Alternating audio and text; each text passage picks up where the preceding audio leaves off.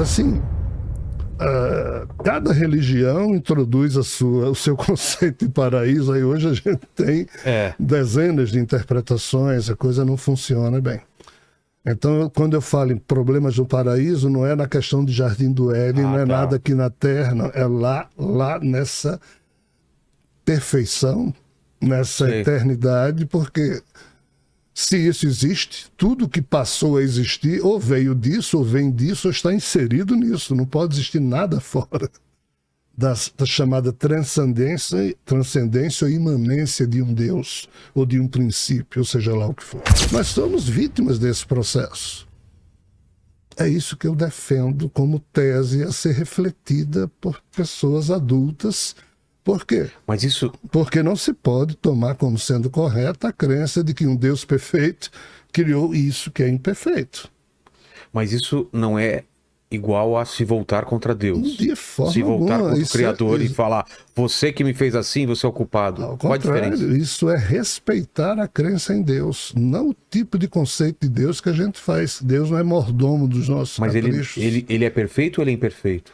Eu penso que há uma perfeição, pelo que eu escuto dos espíritos e falo nos livros que produzo e palestras, particularmente, eu penso que Deus existe.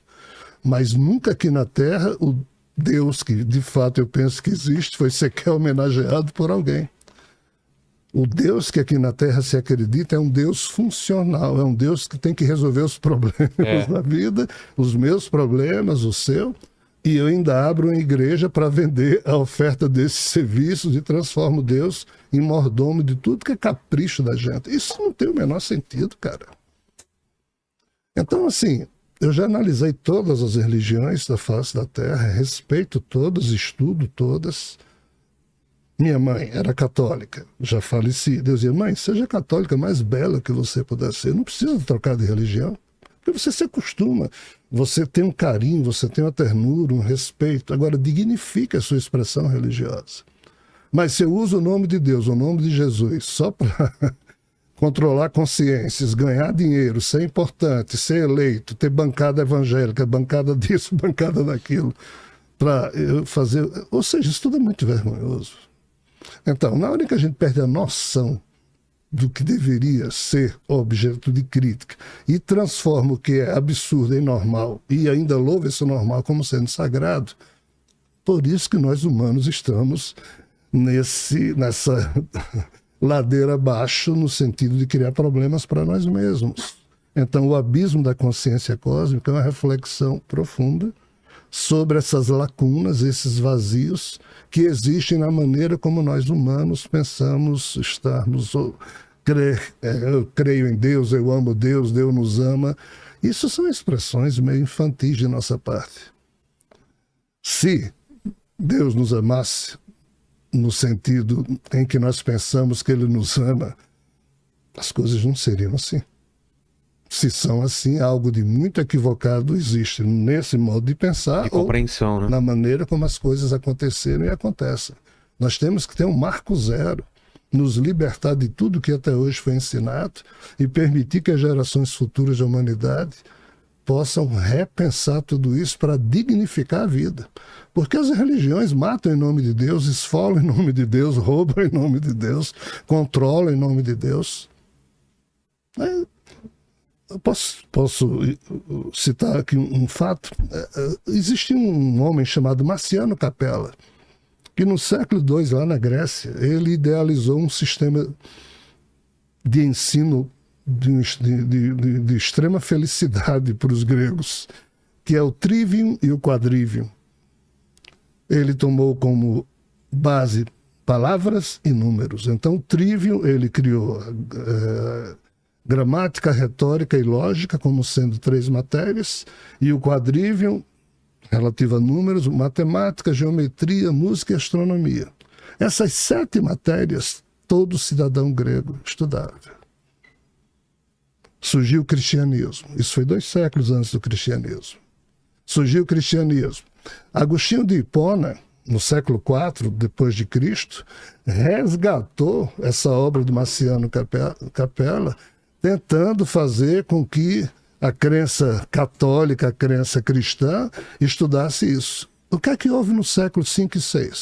Alguém impediu isso, acabou com o estudo e a partir daí a Igreja Católica passou a defender o quê? É melhor ninguém aprender a ler. É. Porque se você aprender a ler, você pode interpretar errado a Bíblia. Então, durante mais de 1000 anos, a Igreja Católica aplicou um obscurantismo intelectual em cima do pensamento europeu que ninguém na Europa sabia ler. Ou seja, veja o retrocesso. Pô. Então, nós não temos educação, entre aspas, pensada nos termos em que, penso eu, deveria ser pelos governos do mundo, pelas sociedades. Porque o tipo de educação que nós temos não nos convida ao engrandecimento pessoal. Cidadãos que construam caráter em si mesmos. São pessoas que se vendem a religiões, que transformam a religião em refúgio para resolver seus dramas, seus... Então, assim, isso tudo é muito esquisito. Só que a gente toma isso como normal e como sendo o que deve ser feito. Aqui está escrito Problemas no Paraíso, aqui na capa, aqui também.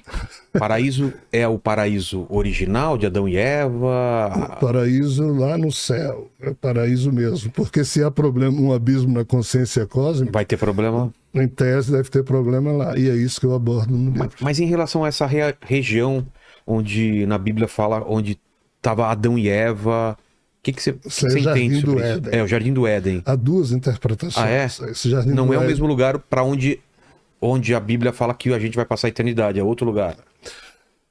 O paraíso, na gênese mais profunda, mais ancestral, se eu puder dizer assim, em termos de seu significado, seria algo que já existiria eternamente, muito antes desse universo ter surgido.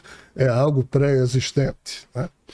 Mas, assim, cada religião introduz o seu conceito de paraíso. Aí hoje a gente tem dezenas de interpretações, a coisa não funciona bem. Então, quando eu falo em problemas do paraíso, não é na questão de Jardim do Éden, não é nada aqui na Terra, não, é lá nessa perfeição, nessa eternidade, porque se isso existe, tudo que passou a existir ou veio disso, ou vem disso, ou está inserido nisso. Não pode existir nada fora da chamada transcendência ou imanência de um Deus ou de um princípio, ou seja lá o que for. Então, o caos que nós vivemos está dentro do céu. Ou está dentro do paraíso. Então fora do paraíso não pode existir nada. Aqui não é um reflexo distorcido do que é lá. É mesmo? O caos, então, é uma coisa boa, não é uma... Não, o caos é uma coisa ruim. Ah, tá. Mas, assim, surgiu de algo que já, entre aspas, existia, chamado de perfeição. O Big Bang, se a gente for colocar ciência e fazer um paralelo com isso que você está falando, o Big Bang foi o início, então, disso? Era ordenado e o caos foi criando e depois... A gente teria que entender o seguinte... Porque a gente vive numa entropia, né? Onde as coisas caminham para o caos. Tudo que tem ordem, a tendência é que ela se desfaça, se envelheça, fique... Isso. De onde isso surgiu? Então. A mitologia ariana hindu explica o seguinte. Já existia algo, ou seja, um padrão de realidade, uma faixa de realidade, e a partir dessa realidade âncora, alguém lá expressou uma energia chamada rajas. Eu estou usando agora as expressões do sânscrito no hinduísmo.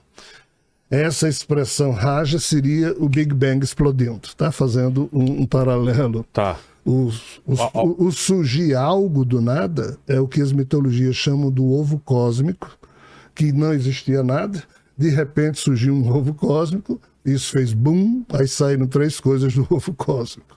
Na mitologia chinesa, saiu o Yin, o Yang e Panku, o tal criador, que já existia no paraíso, que foi criar algo e cometeu algum equívoco e caiu no Yang. Ah, é? É.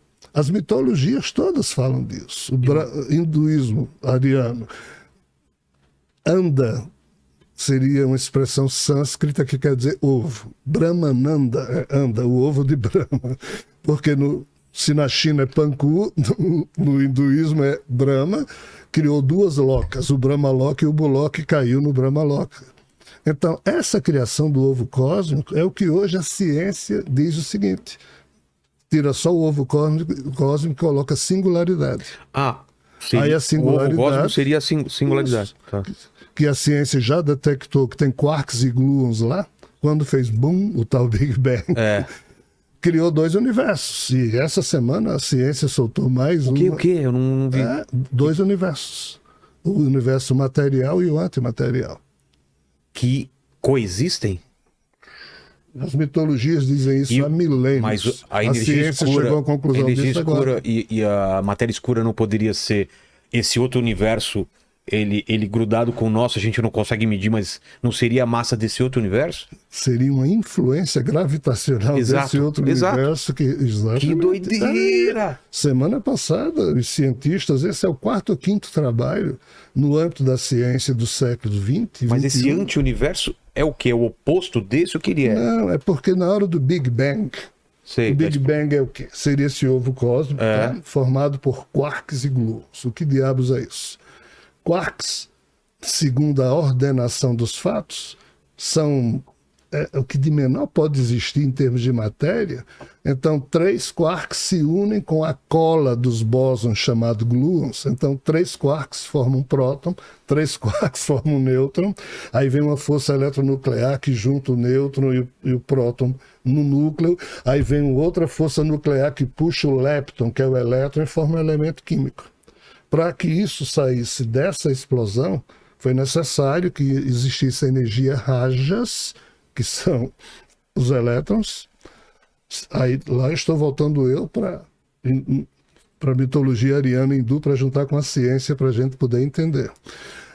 Na mitologia ariana hindu é dito que quando Brahma explodiu ou expressou energia rajas, um outro ser, na verdade seria Prabrajana. Brahma é o nome desse ser Prabrajana caído, tá? Um outro ser que estava do lado deste que errou, olhou assim e disse, isso não vai dar certo. Aí esse ser expressou a energia sátiva. A energia sátiva corresponde às 4 forças que existem na natureza. A eletronuclear fraca, forte, o eletromagnetismo e a gravitacional. Essas 4 forças foi que transformaram essa sopa inicial chamada singularidade no mundo material que hoje nós vemos. Mas indo para a entropia que você falou. Aí um terceiro personagem olhou e disse, isso não vai dar certo. Eu tenho que expressar uma força que garanta que isso um dia vai acabar, porque isso começou muito errado. Aí expressou a força chamada Tamas, ou tamásica, que é o selo de garantia que um ser que depois ficou conhecido como Shiva, estou só reproduzindo o que a mitologia conta, jogou nessa matrix criada pela energia rajas desse outro ser, garantindo que isso vai até um limite em que depois se acaba, porque, como você bem disse, a entropia faz com que tudo que existe aqui dentro já nasça com o germe da sua própria morte, que tudo aqui tem que se acabar. O universo em expansão, cada vez mais frio. Então, assim, os cientistas não sabem explicar o porquê da energia escura. Mas a mitologia fala disso há muito tempo, que é essa força tamásica que obriga que tudo que venha a existir dentro da energia rajásica se acabe porque foi criado de modo imperfeito e problemático. Se isso for correto, nós aqui teríamos que distinguir essas figuras como sendo criadoras e não confundir esses criadores com o Deus onipotente. Não? Não, é distinto. As mitologias fizeram essa distinção. Existe o Deus incognoscível, puro, perfeito, blá, blá, blá, e por algum problema, um ser que vem nessa hierarquia criou algo. Esse algo é imperfeito.